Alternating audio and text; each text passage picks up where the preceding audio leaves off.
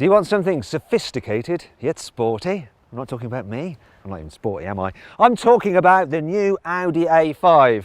Though you could also consider the Mercedes C-Class Coupe. Or how about the new BMW... What have they done? Only joking. Yeah, the new BMW 4 Series complete with its controversial grille. Yeah, we're going to have a German coupe face-off. You probably wish that the BMW would take its face off. Buying a new car? Then head to CarWow and my team will help you find your next car at a fair price. CarWow, your one-stop car buying comparison site. Let's talk money. So the Audi A5 starts from around £38,000. The Mercedes C-Class Coupe from around £40,000, and the 4 Series is also from around £40,000. But that's the list price, and I say list price, smish price. If you want to see how much you can save on any of these cars, you need to go to CarWow, right? And I've actually configured one of these cars, the exact cars that we have here. One of them, I got an offer back for a saving of £5,000. And if you click on the pop-out banner up there, you can see exactly which car it is. It's quite a deal, really. The main reason for buying one of these cars is for the looks, and from the rear, this new 4 Series is pretty sweet. From the side, it's like a baby 8 Series, which is brilliant. Thing is though, all anyone can ever talk about is this new grille. So to me, it reminds me of Bugs Bunny's teeth. What's up, Doc? Jack the cameraman reckons it looks like a set of lungs. But what do you think? I'm sure you've got some kind of similarities to some weird thing that you think this grille looks like. Let me know in the comments below. Now, I wouldn't go to say that this is good looking. I don't think anyone thinks it's good looking, but I don't mind it. I actually quite like it. I think it's striking and interesting. And in that way, it sort of reminds me of Lady Gaga. She's not beautiful, but she's definitely hot. And really, with a coupe, you want people to look at you, whether it's for the right or the wrong reason. The Audi A5 is definitely a prettier car than the BMW 4 Series. And despite the fact it's got a much bigger grille than the BMW, it wears it better. It gets away with it. But there is a problem. You see, when it comes to traditional beauty, the Audi has nothing on this Mercedes. Just look at the rear 3/4. It makes me want to jizz. Can you edit this out? I can't say that. Yeah, make sure you do. I love the inside of this car as well, not only because I can get out the rain, thank God, it's because it's got a really nice, cool, sporty design. I especially love this centre console and the layout of it with these big vents, and the fact you can get this open pore wood. It's lovely jubbly. And the way the whole cockpit scoops around, it feels very, very sporty. Now, when you look around at some of the materials, it's as though beauty in places is only skin deep. Cubby spaces are good though. Look, big door bins, some cup holders under there. Lots of room under here. The Mercedes C-Class odd glove box opening, but still big enough. As part of a midlife update, Mercedes gave this car a new infotainment system and digital dials, and they're configurable. And I like the digital dials, very clear and easy to use. The infotainment system has a larger screen than before, though it's effectively the same system, and you can only control it using this swivel wheel and weird pad thing. It's not the latest Mercedes system where you have the touchscreen functionality, and it's just not as good as the latest system, so I feel a little bit like I'm missing out. Unlike Mercedes, when Audi updated the A5, it did decide to give the car its very latest infotainment system. So look, it's the new one there with the different tiles. It's all very easy to navigate. And it's a touchscreen now, though it does mean you no longer have the traditional Audi swivel wheel. Let's shed a tear for the Audi swivel wheel. You also get the classic Audi digital dials. They haven't really changed them much, but they don't need to because they're really, really functional, clear, easy to use. Not quite as colourful as the Mercedes, but still very lovely. It's a practical car inside as well, well, in the front at least, so decent sized door bins, a little bit of storage under there. Look, it's got wireless charging for your mobile phone. I'm charging my phone wirelessly now. That'll take about 10 hours. And then under here, yeah, a decent glove box and some cup holders. It's all very, very practical, really. Design-wise, it's just like a normal car. Doesn't feel sporty or coupe-like at all here in the front. However, quality is solid. It is a step up over the Mercedes. However, the car with the best interior build quality is the BMW 4 Series. All the materials just feel that little bit plusher and a bit tighter screwed together than even in the Audi. You know, I'm surprised. The only thing that's a bit annoying is this pattern down here. Sort of triggering my trypophobia. If you don't know what trypophobia is, it's a fear of naturally occurring patterns of holes, like these. Also, the speaker surround is doing it as well. Oh my God, I need to get out of this car. got to finish this segment. Okay, something else that's better in the BMW is the infotainment system. So you've got BMW's latest iDrive, which lets you operate the screen by touching it, gesture controls.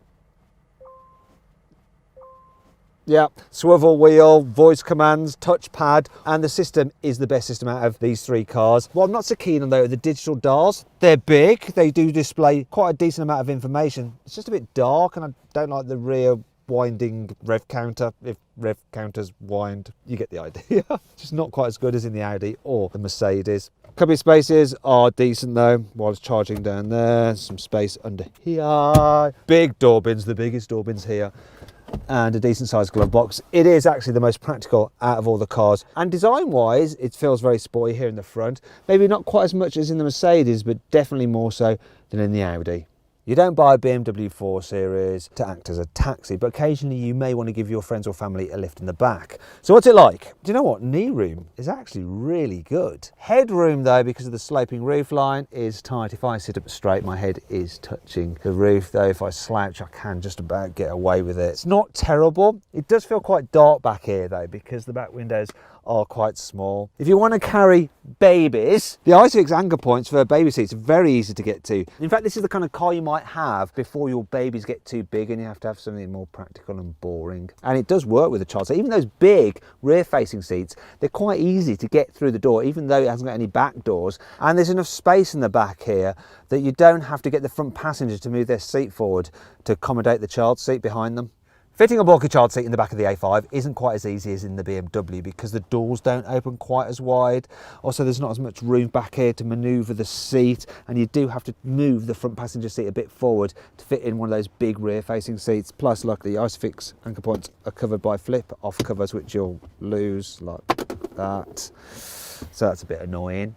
Also, for adults here in the back, it just feels a little bit tighter still than the BMW. Knee room isn't as good. Headroom's very similar. It is just a bit cramped feeling. At least the rear windows are bigger than in the 4 Series, so it does feel a bit lighter back here. But overall, if I had to pick one of them, I'd choose the BMW to travel in the back of rather than this. The Mercedes is the worst car to be in the back of though. This is not good. Tightest for knee room, tightest for headroom, really dark and dingy, horrible. Also, it's a real pain trying to fit a big child seat back here. It's such a faff. This is the one that's most like a coupe in the way that, that's the seatbelt butler, in the way that it's all about the front passengers and the driving experience and nothing to do with practicality. The Mercedes is also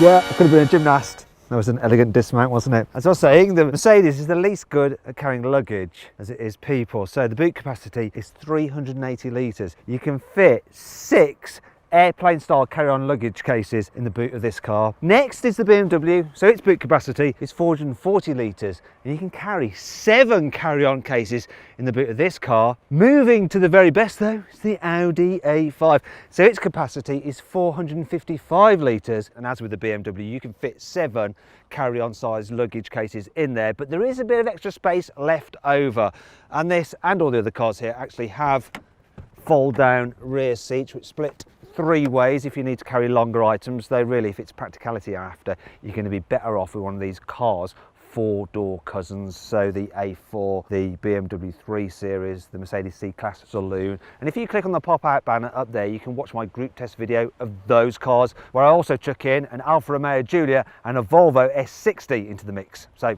go check that out. The A5 is available with quite a wide range of engine choices, so there are 4-cylinder and 6-cylinder petrol and diesel versions. Most cars are front-wheel drive, but some are all-wheel drive. They are all automatic. Moving on to the Mercedes, it's a very similar story. You get 4-cylinder and 6-cylinder petrol and diesel engines.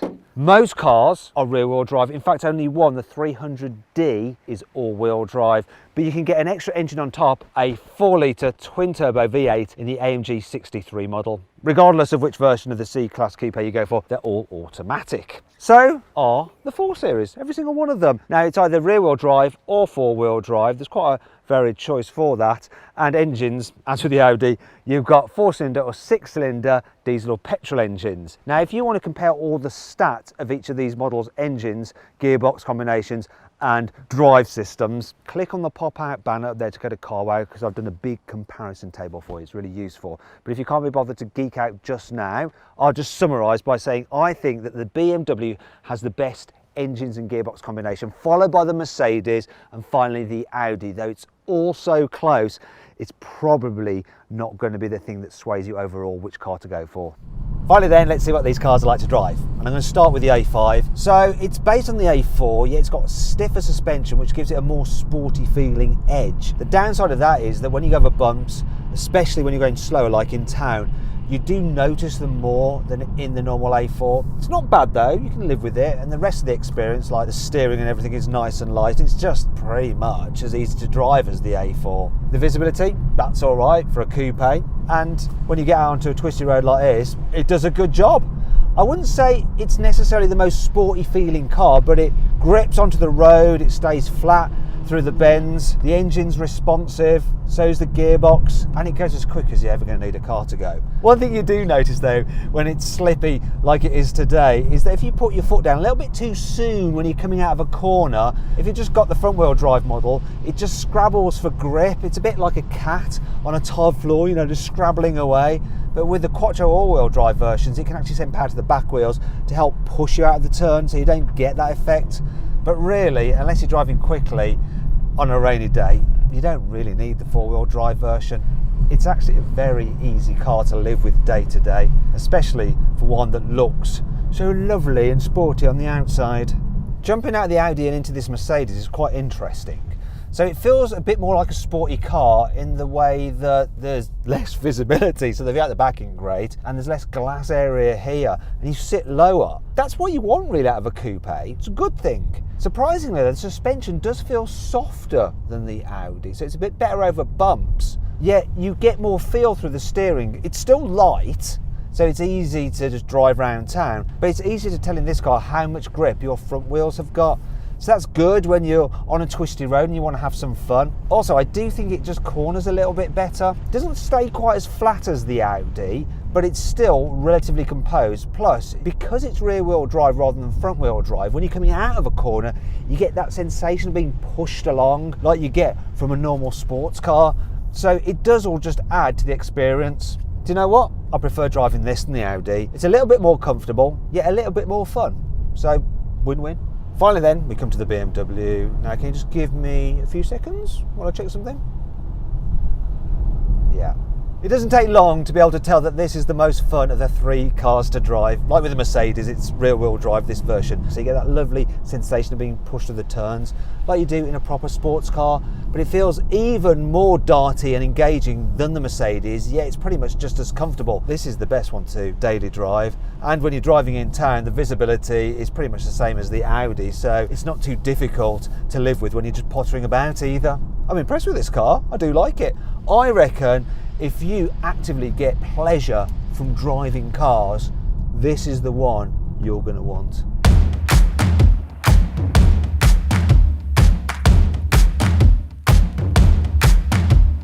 So then, what's my final verdict? Well, both the A5 and the C-Class Coupe are traditionally good looking and decent cars. But for me, the winner is the BMW 4 Series because it is the sportiest to drive, it is packed full of the latest technology, and whether you like the look of it or not, it sure as hell turns heads. And being seen is what driving a coupe is all about.